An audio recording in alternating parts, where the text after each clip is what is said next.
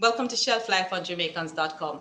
As always, I'm going to ask you to like the page, drop a comment in the section below, and share this episode with your friends. It's a very special episode. You're going to want to share it.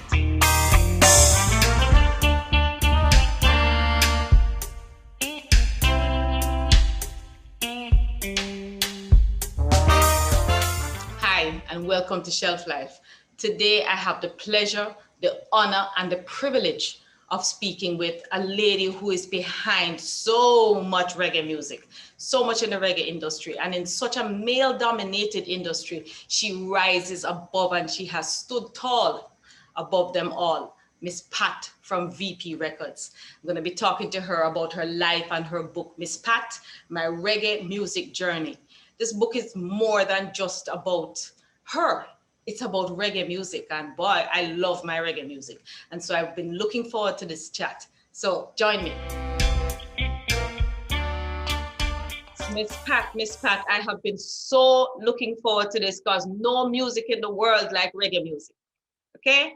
So to be able to sit and talk with a lady who is behind so much of our reggae music in such a male-dominated industry is a pleasure and an honor for me. Welcome to Shelf Life. Thank you very much for that introduction. And I'm very happy and pleased to be here to share my 60 years journey with you and the audience. It's been 60 brilliant years. I couldn't put down the book because not only is it a book about you, but it is a book about our music. And that is what, and not from the scholarly standpoint, we've read the books where they catalog everything as a scholar and an academic and the people who studied musicology and all that kind of stuff. This is from you on the ground, step by step, plodding and making your way. But before we get to that, I want to start with your beginnings because music was not where you started. And people sometimes only see the outcome. They don't know where you started. You started in Greenwich Farm. You're from Kingston. Tell me a little bit about your upbringing and, how you ended up with Vincent, because that was interesting. Well, my dad is a full East Indian. His father migrated from India, reached Jamaica. My mother is full Chinese. Her family also from China. So I had two different mixed marriage, my Indian side and my Chinese side. Mm-hmm. I know I was a little different, but I couldn't understand why. I was born in Kingston 13, I think Greenwich Farm. Went to government school until I was about 13. Didn't do so well in school, but I go along. But I remember when I was about 12, we were very, very poor. As I describe in my book, the one bedroom we lived in had everything in the room. Wow. From the bicycle that we put in the night after the doors almost closed, to one bed, one bureau, everything in that one bedroom. I remember going to school barefoot. Wow. We didn't even have puss. Puss is what we call butter. What they call it? Yeah, the butter shoes was puss. We call it puss. So we had to whiten it on weekend time, wash it and take the white and whiten it. Mm-hmm. So I grew up about 12. When I was about 12, my dad got a job at a haberdashery. And he could have got the rubber bands in big boxes, the rubber bands that we take for granted now. Right. And marbles. Marbles came in different size, big, small, medium, tiny. And those were the toys of the day. 70, 80 years ago, we didn't have much toys. I was so surprised. I was so surprised when I came here and see how much toys they have, specialized toy store. And sweet store and donut store. That really marveled me because back home we didn't have those stores. No, we didn't have anything like that. But before you even go on, I want to make this point because it's growing up in Jamaica. My mom is half Chinese, and growing up in Jamaica, you never thought of Chinese people as being poor. That was never something that you grew up thinking.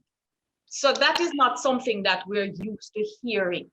And so I was very intrigued that you were honest in your book about your upbringing and about coming from poverty. But continue, you were talking about your dad and the haberdashery and the rubber band. Well, he bought the big box of rubber band and marbles.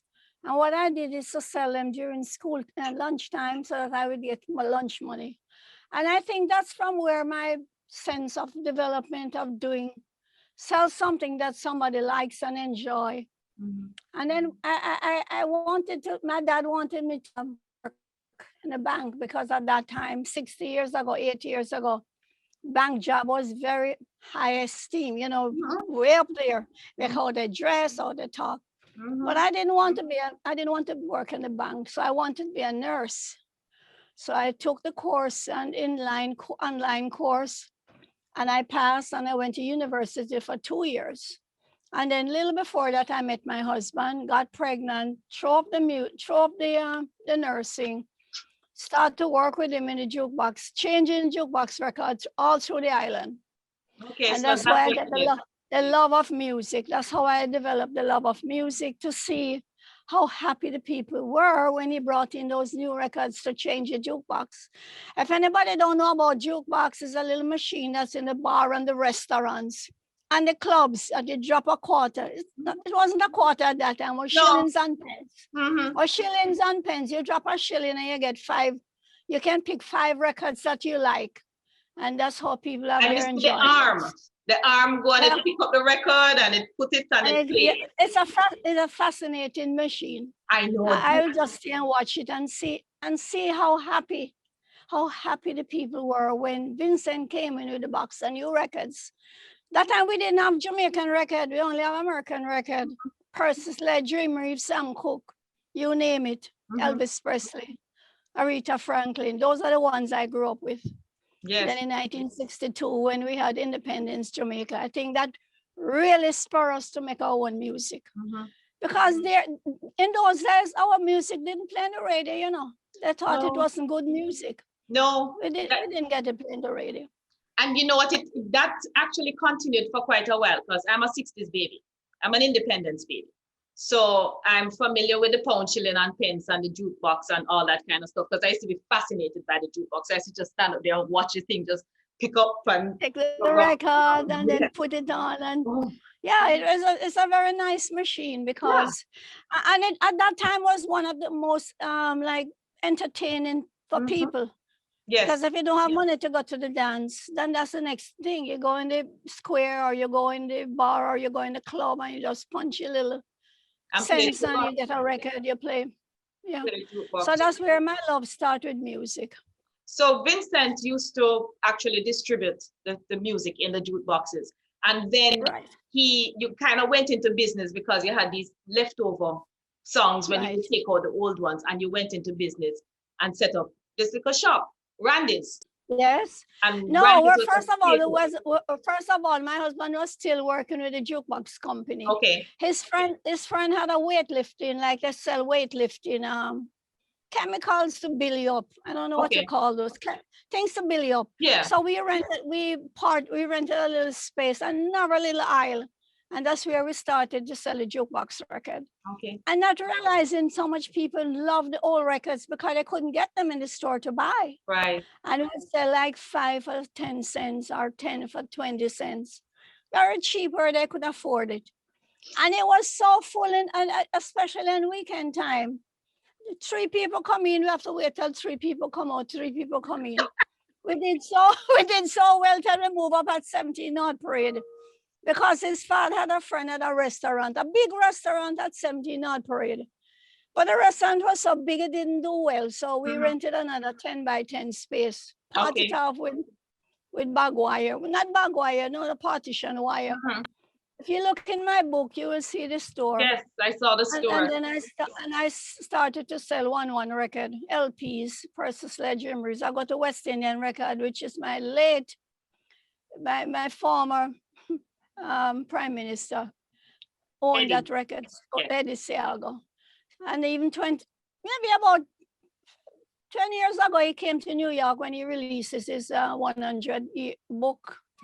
We did a project for him with 100 songs. Yes. So when he came to tour and to sign his CD, So I said, Mr. Siaga, you remember me? He said, of course, how could I forget you? You're the only woman come down, they come by 1-1 records.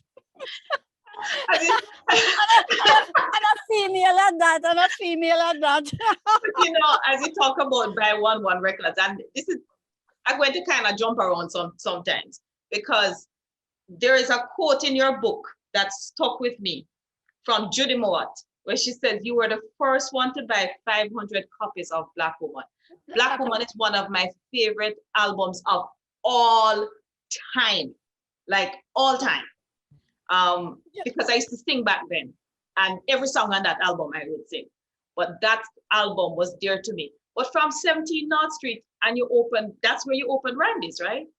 Yes, then we give the name Randy's because my husband liked that name.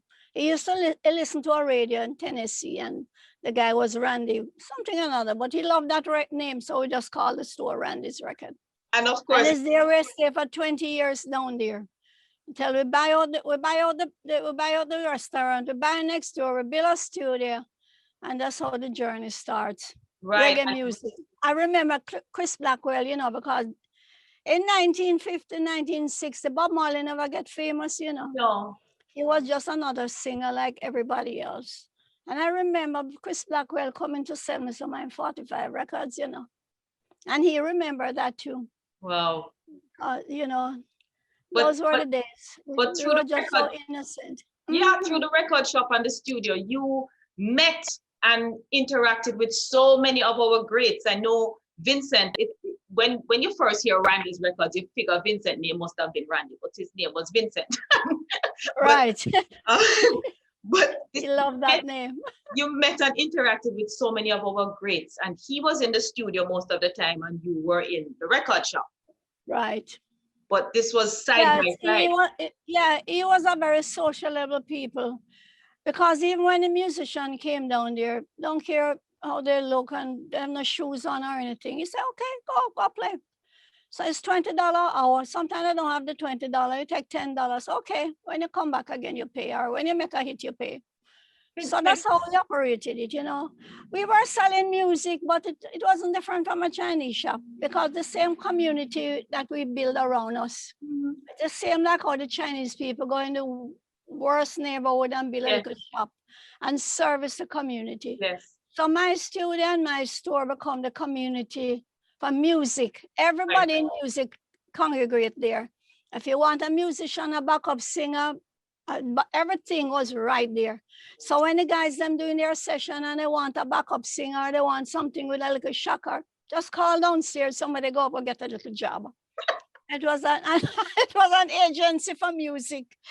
People buying, people selling, people talking about music, musicians, artists, producer, trying to get a job upstairs. What an amazing environment. And what was even more amazing is that you as a woman, you as a Chinese woman in the 60s was making inroads in an area that most people would think you had no business in. You know, and I did not know that my line of work, it was a man's job. I didn't know that, because I just saw myself working just like the people on the sidewalk selling fruits. I'm just selling record, that's all. We are women, just know that we have to do what we have to do, look after the kids, the house, and if you get a job, you have to work. Yeah. So it's until I come up here, I realized that I was doing a man's job. Wow. Because when I come up and I was selling telemarketing, they might tell me, say, oh, can you put on a man to me? I said, why you want a man on the phone? I don't think you know what I want. But little did they know I spent 20 years on the counter. So I know every artist, every producer, every label, every rhythm, every done over rhythm. I knew it all. Everything was in my head. So the hurdles that you faced as a woman in this industry, you really only faced when you came to the States.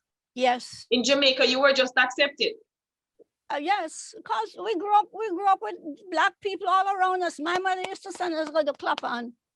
Every Friday and Saturday, we go beside, you know, they all have Clapham meetings on the street. She said, I want to go on, because we never have any entertainment. So we go to Clapham. So I grew up with, I'm Chinese Indian, but I'm also Black, because I grew up with all Blacks around me, because we didn't know color. We just know that We're a We're all community. Jamaican. Yeah, All we're Jamaican. Jamaican first. We're Jamaican first. Jamaica. Right. I'm glad you put it that way, because yes, we do have a little class issue in Jamaica. We can't ignore it and pretend it's not there. But at the end of the day, we are Jamaican first. All of that breakdown when it comes to who is Jamaican and who is not Jamaican, we don't really business about any of that. All of that falls apart. At the end of the day, we are Jamaican first. And I'm glad you put it that way. So when you came here to the States now, when you came to the States, and there is so much packed into this book, because this book is not just about you, it's an actual history of our music. It's a history of our reggae music, from ska, from mento to ska to rocksteady to reggae to dancehall. And as I said earlier on, and you went through, and that's what I love about it, is that I have read the books that the scholars have written, but this is you experiencing every single step of the way. So when you came here to the States, what made you come, first of all? What made you and Vincent decide to pack up and come? Well, you know, from 1975, we felt a tension, because there's so much riot and thing going on. So the political issues. Yeah. Political unrest. Sometime in the days, we have to close the shop 3-4 times. We bring in our friends on the sidewalk that sell. Until when the riot finish and them gone, then we open back. And all 3-4 times, and then when the kids were coming home from school, we feared their lives too. So we said, oh God, we can't live this way. We were fearful of our life, because, you know, you have to have life even before you have hope. Life comes first. So when we have life, we'll have hope. So Vincent said, you know, we better move, because his brother lived here 10 years before we came. So we were said, let's go to Florida. And afterward, we said, why did it take so long to get the paperwork? We just come to his brother and help us to get the paper through. And so Vincent came up like 1975. And then 2 years after, three years after I came up. So I was left to run the studio and the shop and pack the trailer with food and music. Because you couldn't carry more than $50 out, you know. I remember those days. I remember those days. And you remember all gun court and all them things? Yes, I remember gun court. Time. Yeah, I remember gun court. A terrible time. So when the trailer come up, the custom officer said, so Miss Chin, why you carry so much food? Why are you taking so much food? We don't have a famine here, you know. I said, sir, well, we don't have the money to buy the food, so we have to carry the food. I carry oil, saltfish, flour, rice, you name it, to serve me for 2 years. So we didn't have to have no money to buy the food. You have to have food to live, right? I have oil, so a lot of them sleep of our children with not knowing that we're good oil. Because when you come up here, you want American products, so you're going to buy corn oil and all them things. Because you're so naive. And you realize coconut oil was the best oil. Now people all about to use it as jelly. I know. But when you moved here, your brother-in-law Keith already had a store. Yes, he had a store in Brooklyn named Chin Randy's. So when we started the little store, we didn't have any name for it, because we couldn't get it Randy's, because he had that name already. Right. So when me and Vincent, that's how we have to register the store now. We run it for about a couple months well before we have a name. When we got to go register, and the man asked me, so what's the name of the business? Stand up, Christ, Vincent, look at me. What's the name of the business? All we could think of is we name Vincent and Pat. So that's why we said V&P. So that's where the VP came from. Yeah, so the name came from VP, because we never have no name for the shop. You know, when you're up here, you don't know where your mind, it's in a different space. You don't know if you live in Jamaica or you live here. Things you're looking for, I wonder if I live it here or carry it here. Them living them sister basement for 2 years. And let me tell you, it was so hard. We go back 20 years backward. Because when we came here, you know, we were well off in Jamaica, because the shop was doing good, the studio. But we're getting back 20 years backward. 20 years backward. You know, I think it happens to all of us when we migrate. Because they say it takes about 10 years for you to really get your footing. And at first, when I moved, and I've been back to Jamaica to live, and I've been back here, so I kind of live in both places, although COVID have me locked down. But they are right. It takes about 10 years for you to really find your footing and to make a Yes. home out of it, because Well, you I do should lose say the that's bud. about the time too, because the first 10 years we're just trying to build customer, trying to know the culture, trying to really work hard. And, you know, I remember going to Brooklyn all 3, 4 times to go sell something 45 records. And as the van come back, them call again for a couple more. There were a couple of record stores here before us, you know, but what they usually do is send to Jamaica to buy their music. Okay. So when I came up here, now I do wholesale, so they could buy all the different labels they wanted. So we used to have a delivery van, so we carry the record, go deliver. When I'm order it on the phone, we carry, go deliver, Brooklyn and Bronx and the near state. And pure telemarketing, we didn't know the customer. We didn't know them much. And we didn't call it, we didn't even know it was telemarketing at the time. We didn't know it's telemarketing. When my grandfather used to credit at the shop, all the same days put something on a paper when the people credit. I don't know how they know. They couldn't talk English. The blacks couldn't talk Chinese. How the hell they know their face? So face recognition was over 100 years ago. So my grandfather writes something, stick it down on the nail, and when they come in, look for it and pay, and they credit again. So I was always marvel how they know their names, because they couldn't talk. None of them could talk to each other.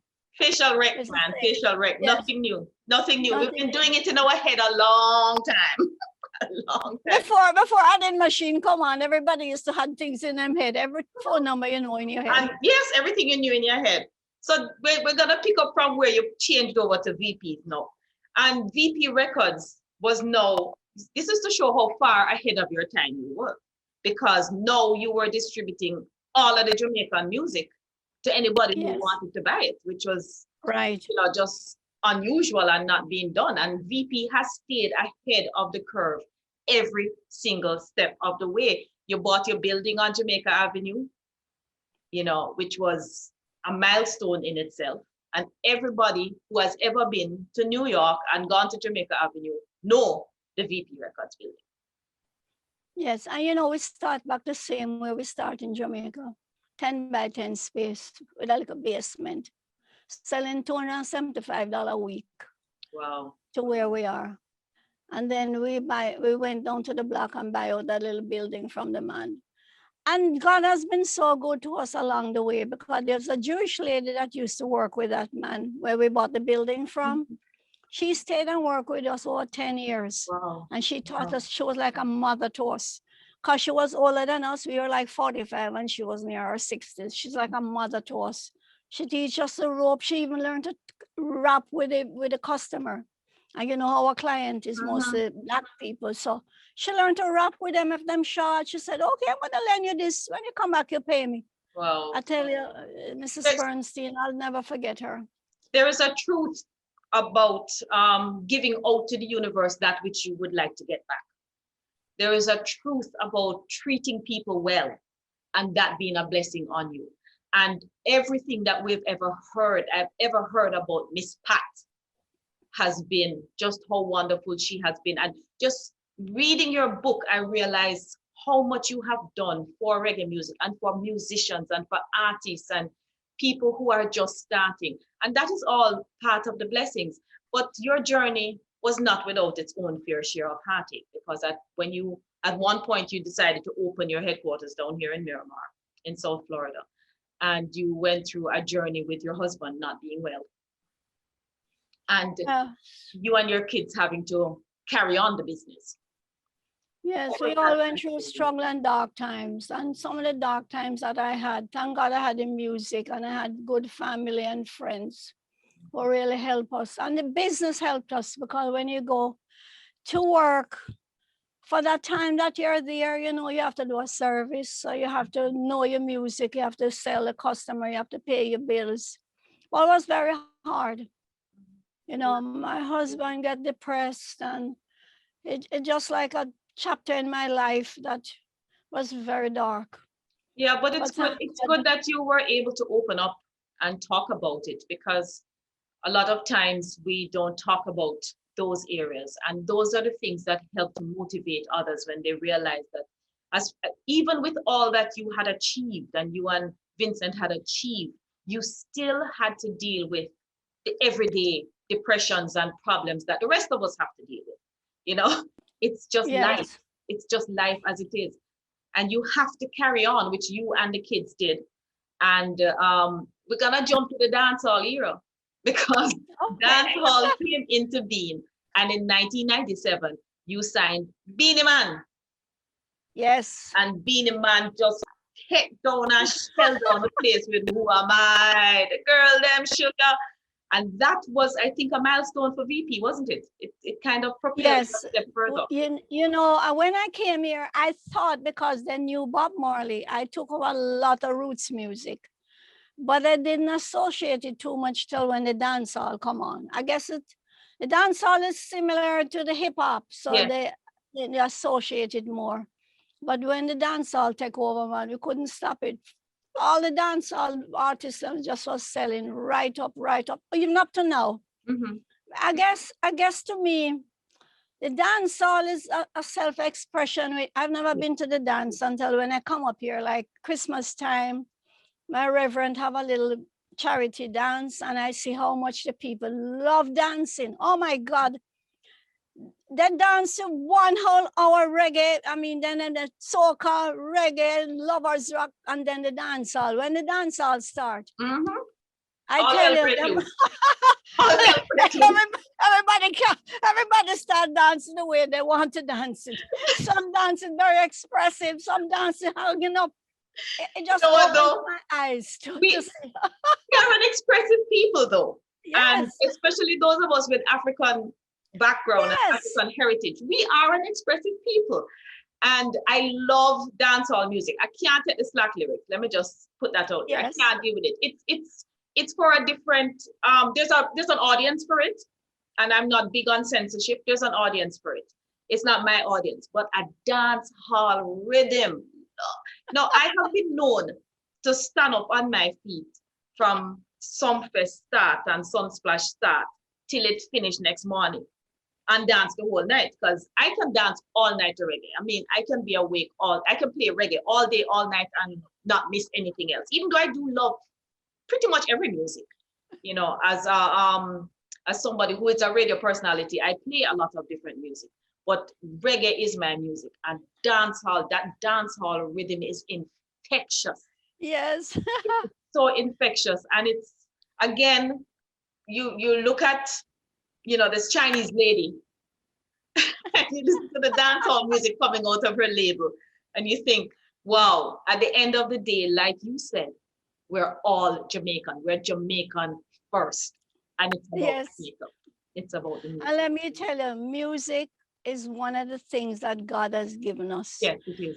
When we're sad, we sing. Mm-hmm. When we're happy, we sing. When we're working, we sing. When we're washing clothes by the riverside, we sing. When we go to church, we sing. When we're wedding, we sing. Funeral, we sing. Mm-hmm. We sing for everything. So we are gifted with music. Yeah, one good thing about music, when it hits, when it hits you, as Bob Marley said, there's no pain. It's joy and happiness. Because you'll maybe go in the dance hall to a dance and you feel a little down or you have a grouse with someone. When you come out that dance, it's a different perspective in your head. It's our therapy. It's our therapy. You're good. So before I conclude this wonderful, because I could chat to you all day, right? But I want people to buy the book. So I'm not giving them all the information that's in the book, because this book is a must buy. And this book is a must buy the same way that the VP calendar is a must have. You know? But yes, every year we started the calendar, maybe 6 years now. But people seem to like the calendar, you know. Love it. So we just try. We try to. Yeah, I have pictures on my wall that are from your calendar with the artists. Yes, in my reggae corner. But it's a must-buy book. But how did you handle the transition from record to CD and now everything digital? You know, how well, you see, I am blessed to have my sons working with me.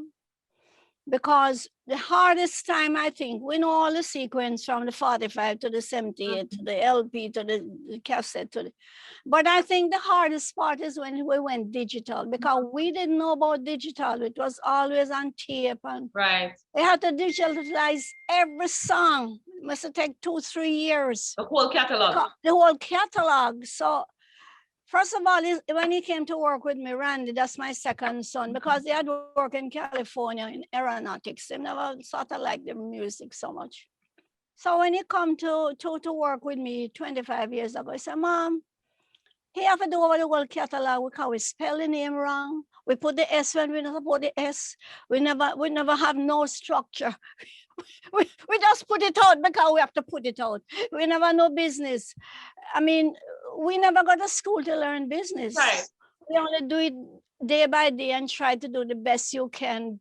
We do everything, try to do better each day.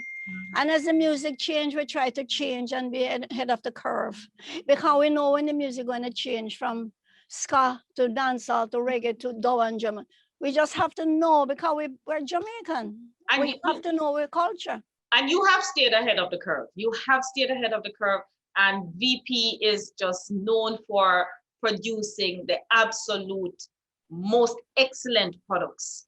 From your shows, your YouTube shows, to everything about VP is excellent. Miss Pat, as I say, when you come into South Florida, I will be right there front and center for my signed book. Make sure you walk with calendar, because homegirl didn't get no calendar this year. Make sure you walk with the calendar. And thank you so very much on behalf of Jamaica, on behalf of our people. Thank you for 60 years of service to our reggae community, to our music, to our artists, to all of us, producing and giving us music that makes us happy, that heals us, that takes us from tears to laughter. I want to just say thank you.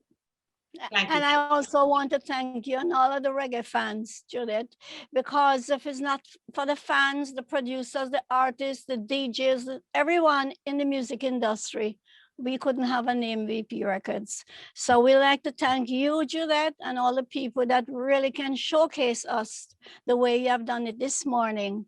And all the reggae fans, all the people around the world who are listening, one love. Go forward for reggae music at all times. And buy my book. And by the way, I want to tell you that the proceeds from my book is going to the Vincent and Pat Foundation to help musicians, to help youth, and to showcase and preserve reggae music. That is brilliant. See, people, that's why you have to buy the book, not just because it's a good book, but because it is continuing work. And this is work that will go on long after we have moved on to our next stop on this journey. Okay, so yes, and as you said, that the format is always changing, but our music will ever be there, regardless of what format it come in for the next 10-15 years. Reggae music and music on a whole will always be there. Music is heavenly. Thank you very much, Miss Pat, for this wonderful chat. Thank you for taking time out to spend with me, and I'll see you when it's safe for you to travel and you're in South Florida. Have a wonderful, wonderful day. And the same to you. Thank you very much for having me. Thank you for joining me today on Shelf Life. I'm sure you found that interesting. You got to run out and get this book. Very, very good book. Exciting story of reggae music. And I'll see you again next week, same place, same time, for another Shelf Life, and we'll see what else I have on my shelf. In the meantime, check out my website, jfallonreid.com. Check out my YouTube page and just get to know a bit more about what I do. Blessings. Walk good.